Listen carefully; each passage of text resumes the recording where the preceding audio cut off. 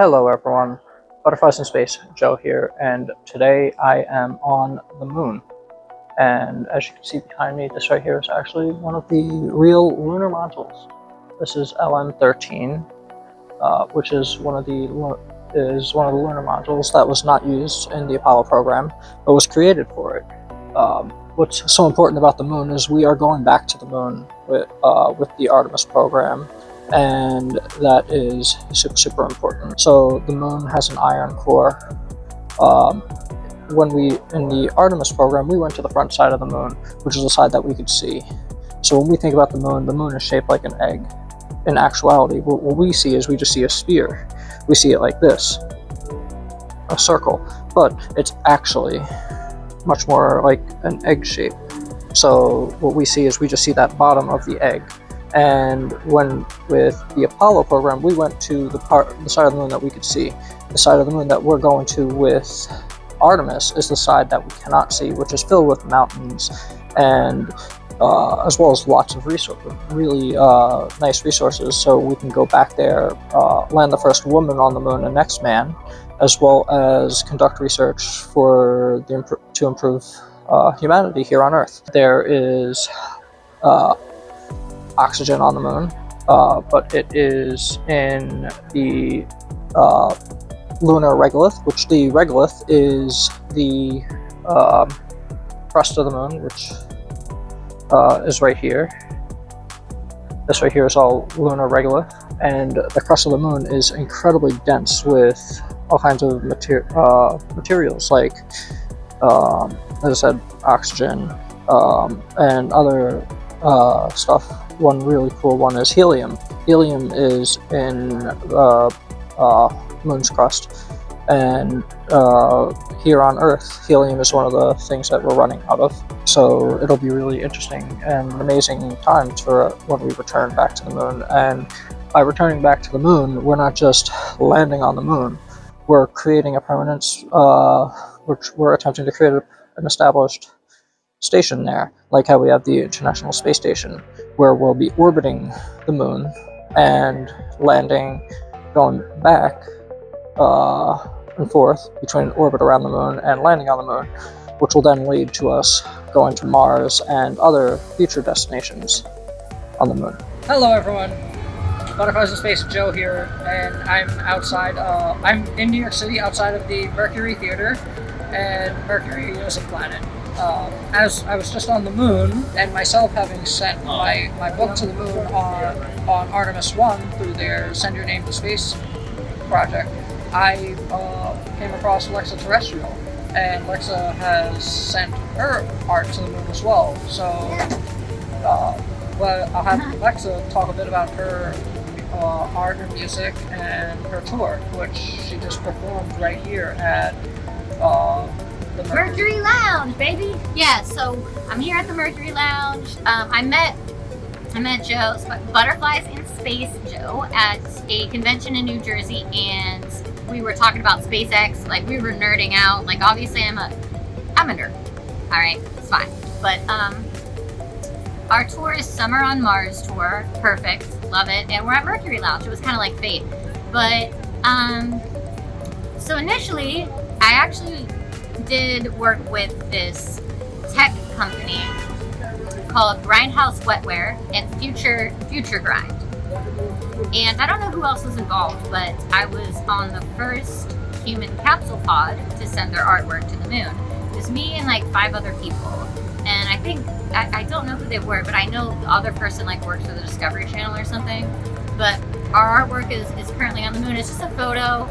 I sent, you can send stuff to the moon. We're starting to do that now, and I think that's really cool. And I have a little certificate, and it's like, I don't know, I'm a space nerd. Like, I love quantum physics, quantum theory, like everything. That's kind of my connection to the moon. I would love to actually go like to space. That would be a dream of mine. But the fact that I'm, what do you call it? Immortalized on the moon, it's kind of nice, especially because I have an illness and I could die at any second, and the fact that my name's up there, well, you'll find me eventually, you know what I mean? And so it's really inspiring to find artists who are have their artwork out there in space. And space is such a vast place, but it's also such a beautiful place. So, Comforting. and comforting, and we always look up to the stars for inspiration as artists. So it's really important that we focus on supporting our artists, and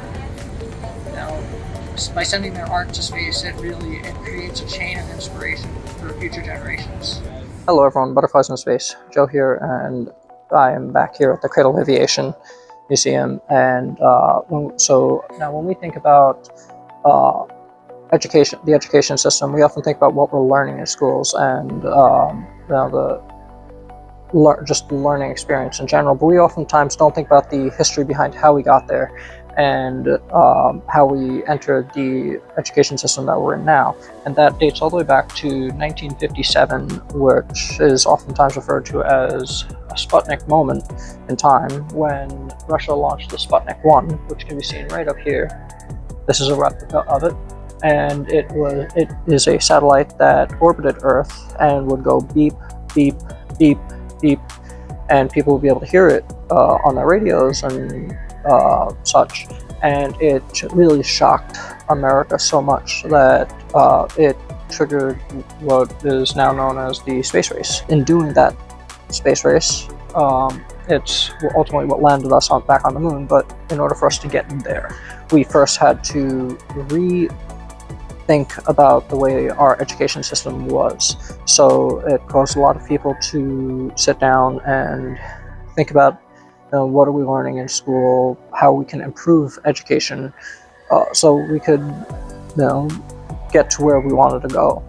And at the same time, there were other things going on, such as Project Mercury.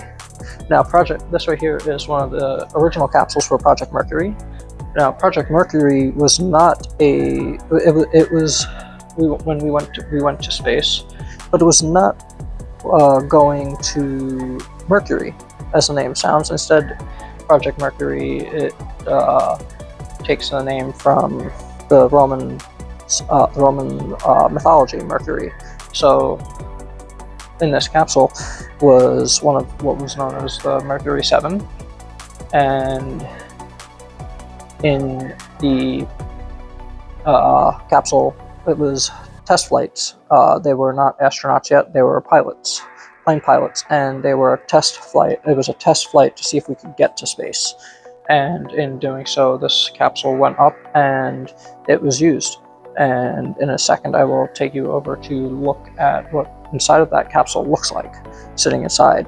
But it was such a big, monumentous moment, and us going back to the moon now, this was just getting into space, not even getting to the moon. Just getting into space could be like 10-20 minutes, but getting to like the International Space Station would be a couple hours. Getting to the moon could be anywhere between 3 and 10 days. Being inside of a little capsule like this, just getting into space was such a huge accomplishment, because at the time it was 1960. Now let's take a look at what was inside of that capsule. So inside of the Mercury capsule, this right here is actually the Mercury spacecraft, but it's very similar. This one's a little bit bigger, and it's a replica, but as you can see, the way I'm sitting, this one's designed for 2 people. But imagine a spacecraft that was a capsule that was half the size of this, designed for just 1 person. And so you would be cramped up in here, and you'd have all these different switches. And the year was 1960. We didn't have the internet yet. The only way to send communications was through radio signals, and we had to be able to know what we were doing with all these different switches, understand math and geometry, have exact calculations, all with a pen and piece of paper, writing everything down to make sure that our course trajectory where we're flying would be perfect. This is, it was such a feat back then, and it's amazing that we're going back, that we still go to space, but that we're going back to the moon. We haven't gone back to the moon in 50 years, and this right here, it wasn't even going to the moon. So it's really something pretty amazing.